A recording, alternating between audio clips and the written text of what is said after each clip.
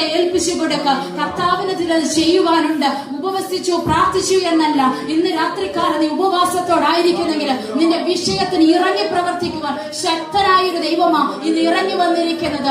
സാധാരണക്കാരൊരു ദൈവത്തെ പോലെ കാണല്ലേ, അല്ല ദൈവത്തെ കുറച്ച് കാണല്ലേ, അല്ലെ മറ്റുള്ളവർ പറയുന്നത് പോലെ നീ കാണരുത്. നിന്റെ ഹൃദയം പ്രകാശിക്കണം. മറ്റുള്ളവർ പറയുന്നത് കേട്ടിട്ടല്ല എന്റെ ദൈവം ഏതാണെന്ന് ചിന്തിക്കേണ്ടത്. നിന്റെ ജീവിതത്തിൽ കർത്താവ് എന്താ ചെയ്തത് നീ ഒന്ന് ചിന്തിച്ചു നോക്ക്. നമ്മുടെ ജീവിതത്തിൽ കർത്താവ് പ്രവർത്തിച്ചത് എങ്ങനെയാ? വെറുമൊരു ദൈവമാണോ? അല്ല, ലോക രക്ഷിതാവായ ഹല്ലേലൂയ അഖിലാണ്ടത്തിന്റെ ഉടയവനായ സർവശക്തനായ ദൈവമാണെന്ന് വിശ്വസിക്കാൻ തയ്യാറാണോ? നിന്റെ പിതാവാണെന്നുള്ളൊരു വിശ്വാസം നിനക്ക് വേണം. ഹല്ലേലൂയ. ദൈവമാരാ? നിന്റെ ഹൃദയത്തിന്റെ ദൃഷ്ടി പ്രകാശിക്കട്ടെ. ഇന്ന് രാത്രികാലം ഹൃദയത്തിന്റെ കണ്ണുകളെ തുറക്കട്ടെ. ഇന്ന് രാത്രികാലം നിന്റെ അപ്പനാന്നുള്ളൊരു തിരിച്ചറിവ് നീ വിളിക്കുമ്പോൾ നിന്റെ അടുത്ത് ഓടിയെത്തുന്ന നിന്റെ പിതാവാണെന്നുള്ളൊരു തിരിച്ചറിവിന്റെ രാത്രികാലം സഭയുടെ മധ്യത്തില് ജനത്തിന്റെ ഹൃദയം പ്രകാശിക്കട്ടെ. യേശുവിന്റെ നാമത്തില്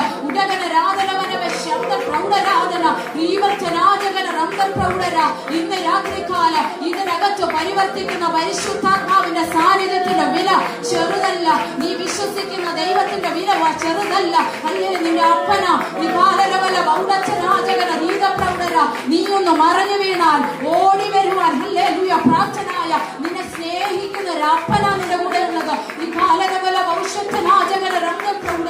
ഇന്ന് രാത്രികാലം പ്രിയ ദൈവമക്കളെ ഒന്ന് ആഴത്തിലൊന്ന് വിശ്വസിക്കുക. ആ കുരുടന്റെ ഹൃദയം തുറന്നതുപോലെ ഇന്ന് രാത്രികാലം ചിലരുടെ ഹൃദയങ്ങളെ തുറക്കുക.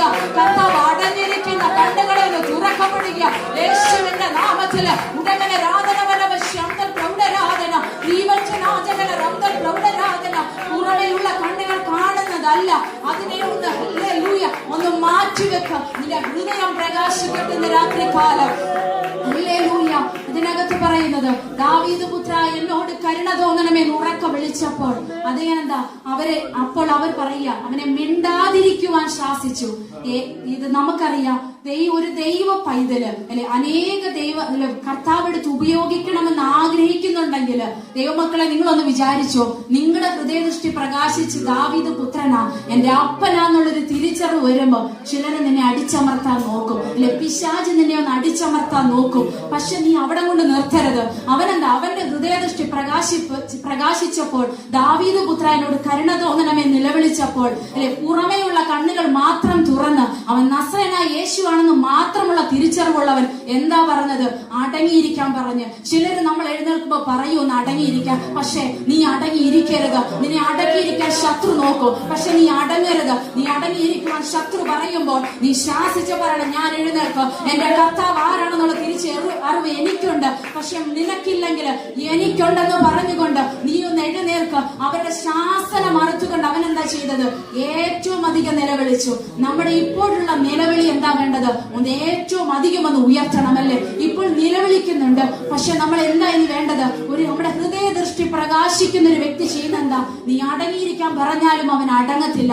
അവൻ ചെയ്യുന്ന നെക്സ്റ്റ് സ്റ്റെപ്പ് ഇപ്പോൾ അധികം പ്രാർത്ഥിച്ചതിനേക്കാൾ കൂടുതൽ പ്രാർത്ഥിക്കാൻ തുടങ്ങും. ഇന്നലെ വരെ ഉപവസിച്ചതിനേക്കാൾ കൂടുതൽ ഉപവസിക്കാൻ തുടങ്ങും. ഇന്നലെ വരെ എന്താ കണ്ണുനീരൊടുക്കിയതിനേക്കാൾ ഇരട്ടിയായി കണ്ണുനീരൊടുക്കാൻ തുടങ്ങും. രാപ്പകൽ കണ്ണുനീരൊടുക്കുന്ന ദൈവ പൈതലെ നീ ആഗ്രഹിക്കുന്നില്ല ഒന്ന് ഉയർന്നു വരുവാൻ. ശത്രു പലപ്പോഴും നിന്റെ ജീവിതത്തിനകത്ത് അല്ലെങ്കിൽ കടന്നു വന്ന് നീ ഉയരത്തില്ല, നിന്നെ ഉയർത്തത്തില്ലെന്ന് വാതുകെട്ടി വിളിക്കുമ്പോൾ നീ ശക്തമായി നിന്റെ നിലവിളി കുറയ്ക്കരുത്. നീ ഒന്ന് നിന്റെ കണ്ണുനീർ ഉയർച്ച യേശുവിന്റെ നാമത്തില് ഇന്ന് രാത്രികാലം പരിശുദ്ധാത്മാവ് ശക്തമായി ഇടപെടുക.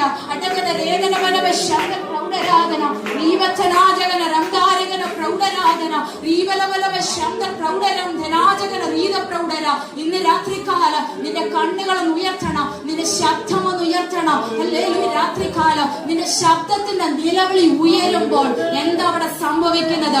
അടുത്ത വാക്യത്തെ പറയുക. നീ ഒന്ന് അധികമായി നിലവിളിക്കാൻ തുടങ്ങിയപ്പോ എന്താ അവിടെ സംഭവിച്ചത്? യേശു നിന്നു.